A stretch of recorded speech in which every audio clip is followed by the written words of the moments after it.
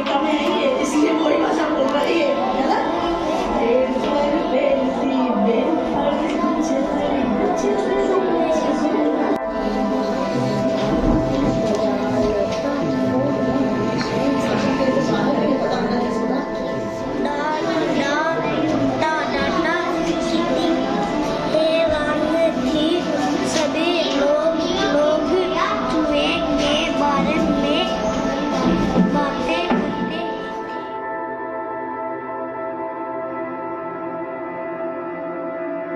बहुत चेंज नज़र आया है इन बच्चों का। इनमें मतलब मुझे खुद भी इतनी उम्मीद नहीं थी कि ये बच्चे इतने अच्छे से इन सब चीज़ों को टैकल करेंगे।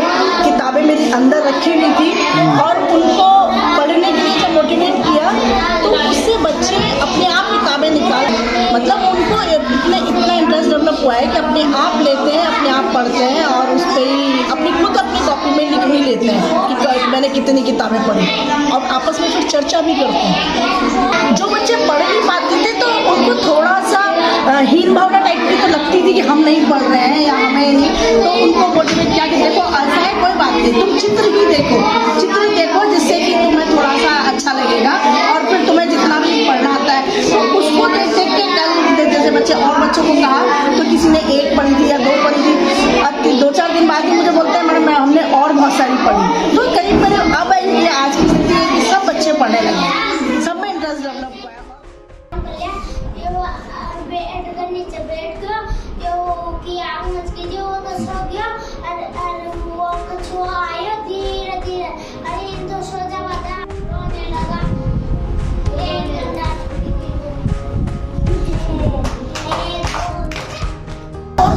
अच्छे से धारा प्रभाव पड़ रहा है। तो ये रीडिंग कॉर्नर और ये जो किताबें हमने इन्हें दी है ना, इससे इनका बहुत अच्छा हिंदी में तो भाषा में तो बहुत फर्क पड़ा और बच्चे में इंटरेस्ट डेवलप हो तो वो पढ़ते रहते हैं। मतलब भले एक सोच की नहीं पढ़े तो कहानी नहीं पढ़ना पढ़ना तो आ ही रहा है ना उसको।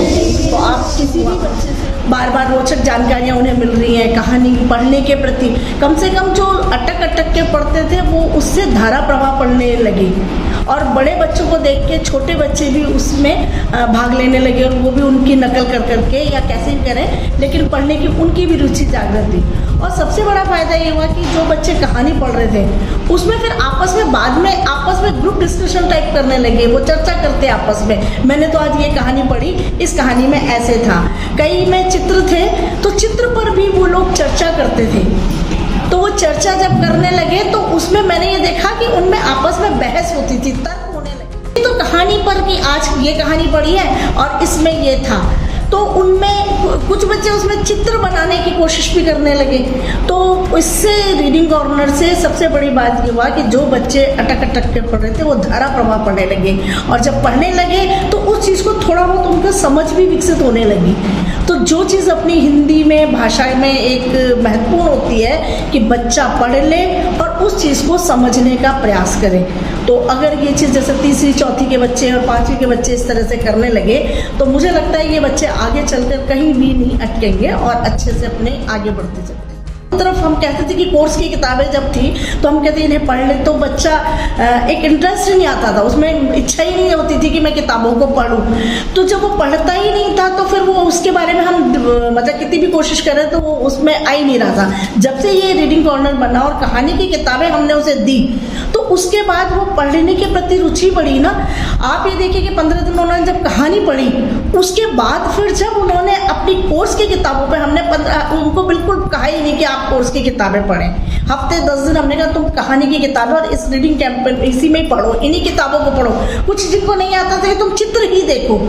तो यानी उनका जो जब इंटरेस्ट डेवलप हो गया ना, आज की स्थिति ये हो गई कि उन्हें अपना कोर्स भी उन्होंने बहुत अच्छे से कवर कर रहे हैं और कहानी भी पढ़ रहे हैं और अपना सारी चीज़ों पे बातचीत भी कर रहे हैं। प्रार्थना सत्र होता है अपना, तो जैसे कि सोमवार को 5वीं क्लास का नंबर होता है और मंगलवार को हमने 4th क्लास का नंबर होता है और उसके बाद में बुधवार को हमारा 3री क्लास का, यानी 2 दिन 5th का क्लास डे होता है और 2 दिन 4th का, 2 दिन 3rd का। तो जिसका भी नंबर होता है उनसे कहते हैं तुमने जो कहानी सुनी है उसको प्रार्थना में बोलो, चाहे टूटे फूटे शब्दों में बोले, कैसे भी बोले, पर वो प्रयास करते हैं। तो यानी वहाँ उनसे बोलने से वो झिझक हटती है और हम सबको भी पता लगता है कि ये इन्होंने बच्चों ने ये कहानी पढ़ी, तो वो अपनी मातृभाषा में पढ़ लेगा या चाहे कैसे भी कर लेगा और वो उसको ठीक रहता है। तो यानी हम सो पूछते हैं उनके बात जितनी भी कहानी, कई किताबों में तो पीछे कहानी दी हुई है और उनमें प्रश्न भी दिए हैं छोटे छोटे से,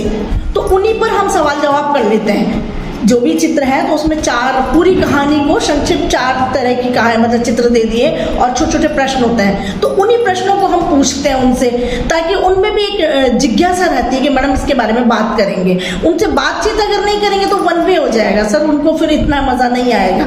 उन्हें लगता है कि आज मैडम फ्री जैसे हैं तो उस दिन हम उनसे बात भी करते हैं। तो डेली जब भी होता है 1 घंटा, तो वो इसी लालच में पूरे दिन अच्छे से पढ़ लेते हैं कि शाम को हमें चित्र बनाने हैं या हमें कहानी की किताबें पढ़ने को मिले।